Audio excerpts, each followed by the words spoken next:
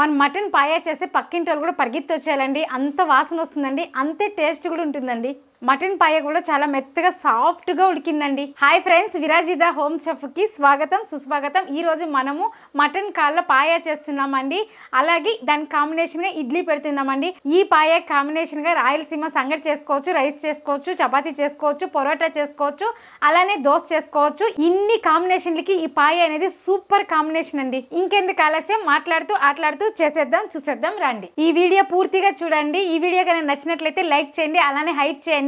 మీరు హైప్ చేసే దాని వల్ల నా వీడియో పుష్ అవుతుందండి. వీడియో రిలీజ్ చేసిన 7 రోజులు మాత్రమే వస్తుంది, ఆ 7 రోజుల తర్వాత ఉండదండి.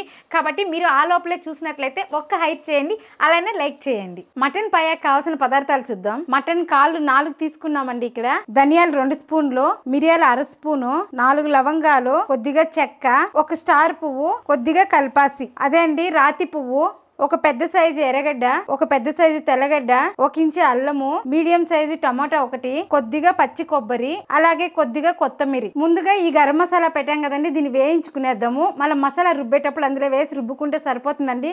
ఇక్కడ గరం మసాలా పౌడర్ నేను వాడతా లేదండి, ఇంట్లోనే తయారు చేసుకుంటున్నాను. మంట తక్కువలో పెట్టుకుని ఇట్లా వేయించుకోవాలండి. ఈ మాత్రం వేయితే సరిపోతుందండి. స్టవ్ ఆపేస్తున్నాను. ఇప్పుడు దీన్ని మిక్సీ జార్లో తీసుకునేద్దాం. మనం ఇందాక తీసుకున్నాం కదండి మసాలా ఐటమ్స్ అంతా, ఇవంతా కడిగి కట్ చేసి మిక్సీ జార్లో వేసేద్దాం. ఈజీ ప్రాసెస్లో చూపిస్తున్నానండి పాయా చేసుకునేది. ఈ పాయా ఇడ్లీకి, దోశకి, పొరోటాకి, చపాతీకి, అలాగే సంగటి ముద్దకి, రైస్కి అంతా బాగుంటుందండి. మీరు ఇలానే చేసుకోండి, చాలా అంటే చాలా బాగుంటుంది. ఎర్రగడ్డ కూడా మనము కొంచెం పెద్ద సైజులోనే కట్ చేస్తున్నాము, ఎలానో మిక్సీ పడతాం కదా. అలాగే కొబ్బరి ముక్క కొద్దిగా తీసుకున్నానండి. మీకు కావాలంటే తీసుకోవచ్చు, వద్దంటే స్కిప్ చేసేయచ్చు. ఈ కొబ్బరి కొద్దిగా వేసేదాని వల్ల కూర అనేది చిక్కగా వస్తుందండి, కాబట్టి కొద్దిగా వేస్తున్నాను.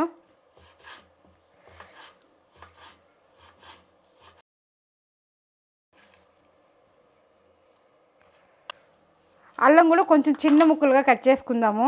చూడండి, ఈ మాత్రం కట్ చేసుకుంటే సరిపోతుంది. టమాటా కూడా అంతే అండి, మీడియంగానే కట్ చేస్తున్నాను. ఇప్పుడు తెల్లగడ్డలు కూడా పొట్టు తీయలేదండి, అలానే కడిగి వేస్తున్నాను. కొత్తిమీర కాండలు వేసుకుంటున్నానండి ఇప్పుడు నేతవి. అది కొత్తిమీర ఇంకొంచెం ఉంది కదా, కూర అంతా అయిపోయినాక లాస్ట్లో వేద్దాము. ఇప్పుడు దీన్ని మిక్సీ పట్టుకొని వచ్చేద్దాం. చూడండి, ఈ మాత్రం మెదిగితే సరిపోతుందండి మసాలా. ఇప్పుడు దీన్ని పక్కన పెట్టేసి కాళ్ళు కడుక్కునేద్దాం. ఈ పాయ ముక్కలు చాలామంది స్మెల్ వస్తుందని తినరండి, కాకపోతే మనం కడిగే ప్రాసెస్లో కడిగినామంటే స్మెల్ అనేది ఎక్కడ రాదండి. ఇప్పుడు దీనికి కొద్దిగా సాల్ట్, పసుపు పట్టించి బాగా దుద్దుతామండి. దుద్దిన తర్వాత కడిగినామంటే క్లీన్గా అయిపోతుంది, అలాగే స్మెల్ కానీ రాదండి. కొద్దిగా సాల్టు, అలాగే పసుపు. ఇప్పుడు బాగా కలుపుకుందాం దీన్ని.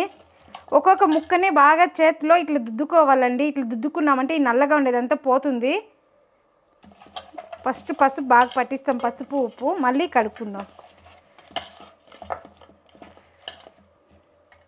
మనం క్లీన్ చేసేటప్పుడే వాళ్ళని బాగా కాల్చి కడిగిమంటే బాగా క్లీన్గా కడిగిస్తారండి. మనం కొట్టుకొచ్చిన చోటైతే నీట్గా కడిగిచ్చేసినారు, కాకపోతే మనము బాగా 2-3 సార్లు కడగాలి ఇక్కడ ఇంటికి వచ్చినాక. ఇట్లా ఈ నల్లగా ఉండే చోట పసుపు ఉప్పు పట్టించినామంటే స్మెల్ అనేది రాదండి. స్మెల్ కూడా ఏం తెలుసా, కాలుస్తాం కదండి అగ్గిలో, ఆ స్మెల్ అండి వచ్చేది, వేరే ఏం లేదు. స్మెల్ అని తినకుండా ఉండేవాళ్ళు చాలా మంది ఉన్నారండి. ఇది తినేదాని వల్ల మోకాలు నొప్పులు, నడుము నొప్పులు ఇలాంటివి ఏమి రావండి. లేడీస్కి ఇంకా మంచిదండి. బాలింత టైంలో ఇది 2 కాళ్ళన్నా తెచ్చి పొద్దున్న లేసి మా అమ్మ చేసి పెట్టేదండి. అమ్మే కాదు, చాలా మంది బాలింత టైంలో కాళ్ళు, తల వస్తుంది కదండి, తల తింటే పిల్లలకి చాలా పుష్టి అండి. ఇంకోటండి, తలకాయ కూర తింటే మెడకాయ బిన్నె నిలుస్తుంది అంటారండి. మా పక్క అయితే అలానే చెప్తారు. మీ పక్క ఎంతమంది అలా చెప్తారో నాకు కామెంట్ చేయండి. నెక్స్ట్ వీడియోస్లో తలకాయ కూర కూడా చేసి చూపిస్తానండి. తలకాయ కూర చేసి చూపిస్తాను, తలకాయ ఫ్రై చేసి చూపిస్తానండి. చాలా అంటే చాలా బాగుంటుంది. తల మాంసము, పాయ మాంసం అయితే బాగా ఉడకపెట్టేదాని వల్ల ఈ బోన్స్ అంతా తనీగా వచ్చేస్తుందండి. మెత్తని మాంసమే తనీగా వచ్చేస్తుంది. పిల్లలకు కూడా మనం చెప్పించినామంటే హ్యాపీగా ఈజీగా తింటారండి. కాకపోతే తినేదాని వల్ల మనకు శక్తి అనేది బాగా వస్తుందండి. కాబట్టి నెలకు ఒక 2 సార్లైనా పాయ తినాలి. ఇలా పట్టించేసినాం కదండి, ఇప్పుడు నీళ్ళు పోసి బాగా కడుక్కుందాము. మీకు టైం ఉంది అనిపిస్తే ఇట్లా ఒక 5 నిమిషాలు వదిలేయండి. టైం లేదక్క అంటే అట్లా ఇమీడియట్గా కడిగి కూడా వేసుకోవచ్చు. ఇప్పుడు నేనైతే కడిగే వేస్తున్నానండి. మన ఇంట్లో పొద్దున్ననే మటన్ పాయ ఇడ్లీ అండి. చాలా అంటే సూపర్ డూపర్ కాంబినేషన్ అండి. మామ పాప ఇష్టంగా తింటారు కాబట్టి పొద్దున్ననే ప్లాన్ చేసేసినాను. దీని లోపల కూడా ఇట్లా తీసుకొని మనం కడగాలండి. లోపల మనం కాలుస్తారు కదా ఆ అగ్గిది అంతా పోయి చేరుకుంటుంది కాబట్టి ఇలా రుద్ది కడుక్కోవాలి. ఇప్పుడు ఈ నీళ్ళు వంచేస్తాము.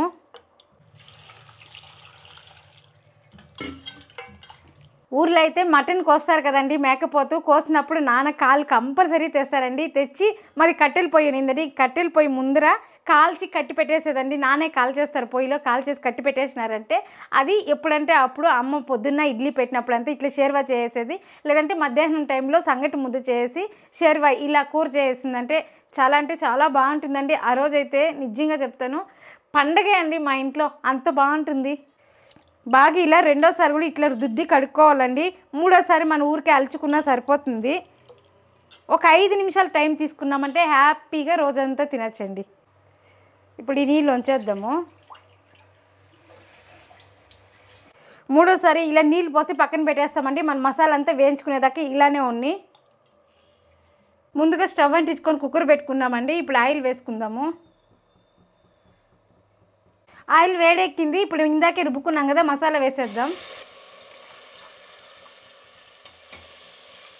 మసాలా బాగా వేయించుకుందాము.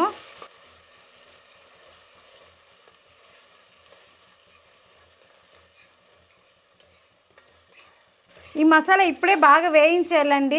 వేయిస్తే పచ్చివాసన అనేది పోతుంది. మన కాళ్ళు పాయాకి చాలా బాగుంటుంది.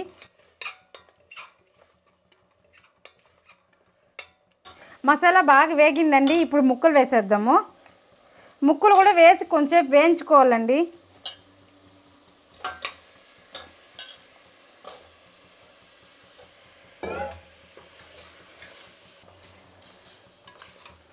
ముక్కలు వేసినాక కొంచెంసేపు వేయించుకుంటే మసాలా అనేది ముక్కలకు బాగా పడుతుందండి.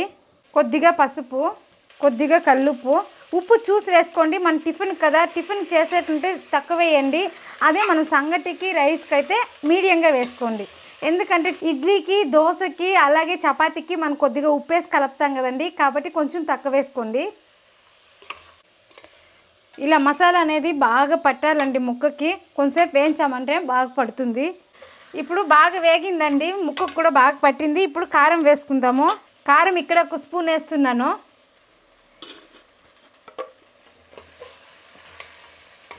కారం వేసాం కదా, కొద్దిగా కలబెట్టేసి మళ్ళీ నీళ్ళు పోసేద్దాం.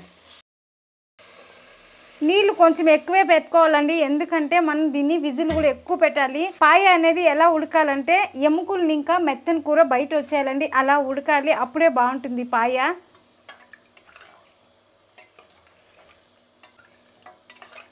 ఇప్పుడు బాగా కలుపుకునేద్దాము. నీళ్ళు ఇంకా కొన్ని పోయాలండి. నీళ్ళు మెజర్మెంట్ ఎట్లా పోయాలక్క అని డౌట్ వస్తే ముక్కలంతా మునిగి మళ్ళీ కొంచెం పైకి ఇంత రావాలండి. ఎందుకంటే ఇది ముక్క ఉడికేది లేట్ పడుతుందండి. విజిల్ పెడతాం కదా, 7-8 విజిల్ పెట్టాలండి. అప్పుడుదా ముక్క అనేది ఉడుకుతుంది. అంత విజిల్ పెట్టినాక నీళ్ళంతా ఇమిరిపోతుంది కదండి కూరలో. కాబట్టి నీళ్ళు కొంచెం ఎక్కువే పెట్టుకోండి. మళ్ళీ నీళ్ళు ఎక్కువైంది అనిపిస్తే ముక్క ఉడికిపోయి ఉంటే మళ్ళీ మీరు కుక్కర్ మూత తీసేసి ఒక 5 నిమిషాలు ఉడకపెట్టినామంటే కూర అనేది తిక్కుగా వస్తుందండి. చాలామందికి పాయ అంటే పల్స్గా అడుగుతారు. కాబట్టి మీరు పలసగా అయినా చేసుకోవచ్చు, తిక్కుగా అయినా చేసుకోవచ్చు అండి. అంత బాగుంటుంది ఈ కూర అయితే.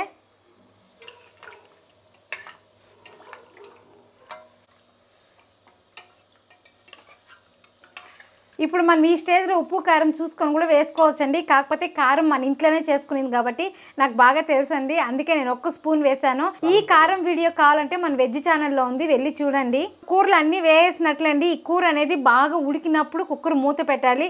ఉడికేటప్పుడు మనం కొత్తిమీర వేసేసి కుక్కర్ మూత పెట్టేస్తాము. అంతే అండి, విజిల్ పెట్టేసామంటే కూర అనేది రెడీ అయిపోతుంది. మళ్ళీ ఇడ్లీనో దోశనో సంగటి ముద్దనో రైస్నో పెట్టుకున్నామంటే హ్యాపీగా పాయ తినేయచ్చండి. చూడండి ఇలా ఉడకాలండి కూర అనేది. ఇప్పుడు మనం కొత్తిమీర వేసుకుందాము.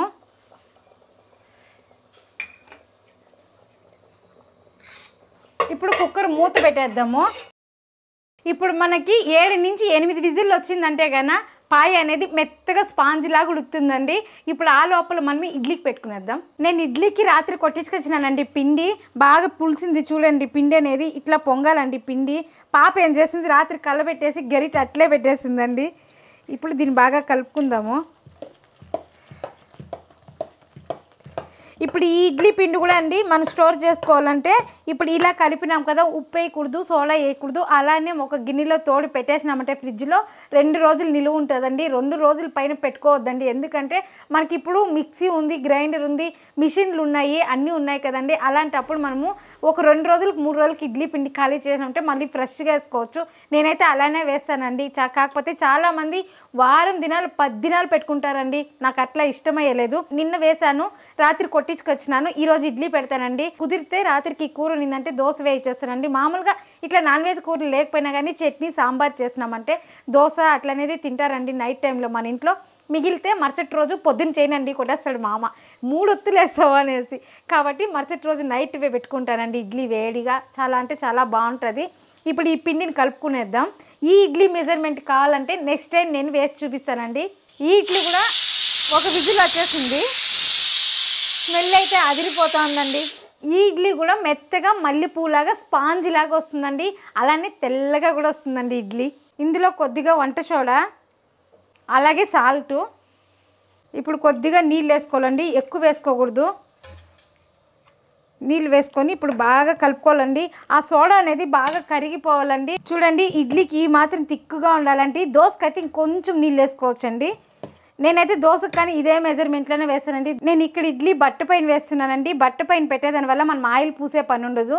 కాబట్టి ఇలా పెట్టుకున్నామంటే ఇడ్లీ కూడా సాఫ్ట్గా బాగా వస్తుందండి.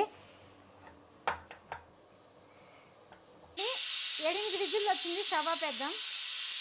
మన ఇడ్లీ అయ్యే లోపల కుక్కర్ ప్రెషర్ కూడా పోతుందండి. ఇప్పుడు ఇడ్లీ పాత్ర కూడా వేడెక్కింది. మనం ఇడ్లీ పెట్టుకుందాం.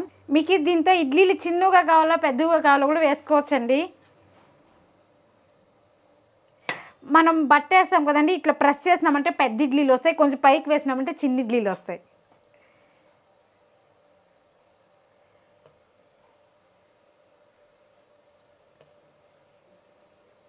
తమిళనాడులో అయితే ఇట్లానే పెడతారండి, బట్టల పైన పోసి పెడతారు ఇడ్లీలు. స్పాంజ్ లాగా భలే ఉంటాయండి. ఇడ్లీ పాత్ర వేడెక్కింది, పెట్టేద్దాం. అలానే మిగిలిన ప్లేట్లకు కూడా పెట్టేద్దాం. ఇప్పుడు మూత పెట్టేద్దాం. మన పాత్ర బాగా వేడెక్కినాక పెట్టినాం కదండి, కాబట్టి 10-12 నిమిషాలు అయితే ఇడ్లీ ఉడికిపోతుంది. అదే మీరు వేడి ఎక్కకుండా పెట్టినారంటే కొంచెం టైం పడుతుందండి. మన ఇడ్లీలు కూడా ఉడికిపోయినాయండి. చూడండి ఇడ్లీలు ఉడికిపోయినాయి. కొన్ని నీళ్ళు చల్లుకుందాం.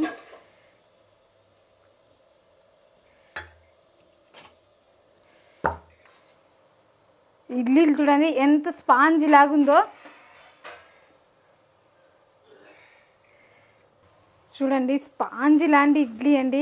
చాలా మెత్తగా ఉందండి ఇడ్లీ కూడా. అంతే అండి, మన పాయ రెడీ అయిపోయిందండి. చూసారు కదండి, ముక్క కూడా బాగా ఉడికింది. ఎముకల్లో ఇంకా చెదిరిపోయింది చూడండి. చూడండి ఎముకలో ఇంకా మాంసం చెదిరిపోయి ఇట్లా పక్కకు వచ్చేసిందండి. మెత్తగా ఉడికిపోయిందంటే పాయాకి ఇలా ఉడకాలండి. ఎప్పుడు ముక్కగానే గట్టిగా ఉంటే తినబుద్ధి కాదండి. ఇట్లా ఉంటే పిల్లలు కూడా ఇష్టంగా తింటారండి. కూర బాగా ఉడికేదాని వల్ల కడుపు నొప్పి అలాంటివి రాకుండా ఉంటుందండి. మన పాయ కాంబినేషన్గా ఇడ్లీ పాయ రెడీ అండి.